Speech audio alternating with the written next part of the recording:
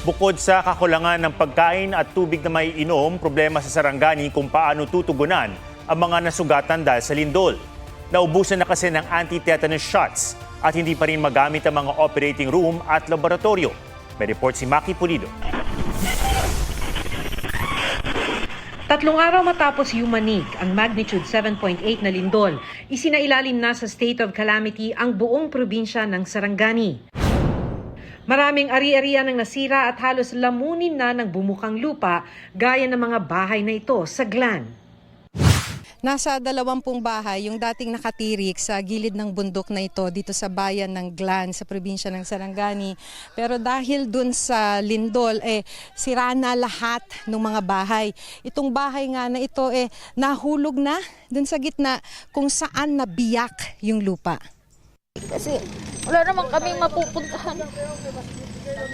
Dito lang kami naninirahan sa wala rin kaming sariling lupa kasi. Bahala na po ang Panginoon. Ang ilang biktima ng lindol sa gilid ng highway natutulog. Problema kung saan sila kukuha ng pagkain at maiinom. Naghintay pa rin ng tulong, pagkain at saka tubig. Walang mainom.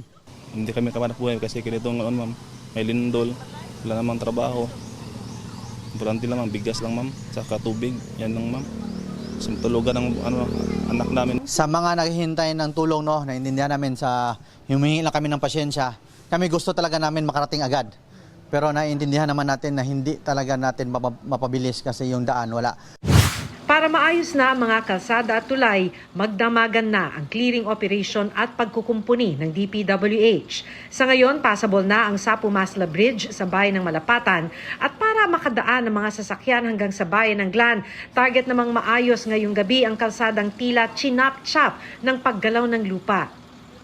Dahil ginagawa na raw ng DPWH yung portion ng highway na nagkabiyak-biyak ay pinagbabawalan dumaan kahit na mga tao, hindi lamang mga sasakyan.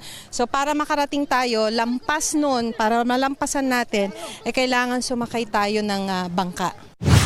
Ang mga doktor naman sa Rural Health Unit nag-aalala na dahil naubusan na sila ng anti-tetanus shot. Sa mga cases na nakita namin, ma'am, may mga patients talaga kami na makapunta dito na for example may mga deep wounds. Yun kasi kailangan talaga yung mabigyan ng anti-tetanus para hindi mag-fester yung infection.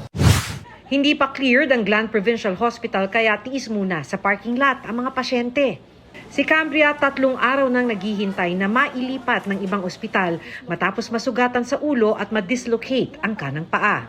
Nabagsakan ako ng ma'am, yung pader ng kapitbahay ko. Hindi na ako nakatakas. Naabutan na talaga ako.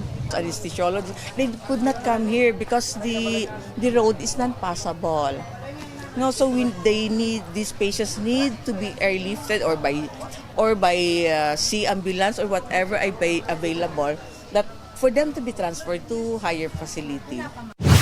Sa ngayon, 45 na ang kumpirmadong namatay dahil sa lindol sa Mindanao base sa NDRRMC. Mahigit 600 ang nasugatan. Si Pangulong Bongbong Marcos bumisita sa General Santos City. Ininspeksyon niya ang napinsalang gusali ng St. Elizabeth Hospital, pati ilang eskwelahan. Nagpaabot ang Pangulo ng tig 50,000 pesos na tulong para sa mga namatayang pamilya at 100 milyong piso para sa rehabilitasyon ng City Hall ng Gensan. Sinisikap na rin daw na maibalik ang supply ng kuryente at tubig sa mga apektadong lugar at ang pagpapadala ng relief goods.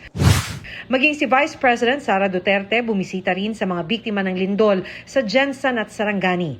Namahagi ng hot meals ang OVP para sa mga first responder at rescuer. Binigyan din ng pagkain at non-food items ang mga lumikas.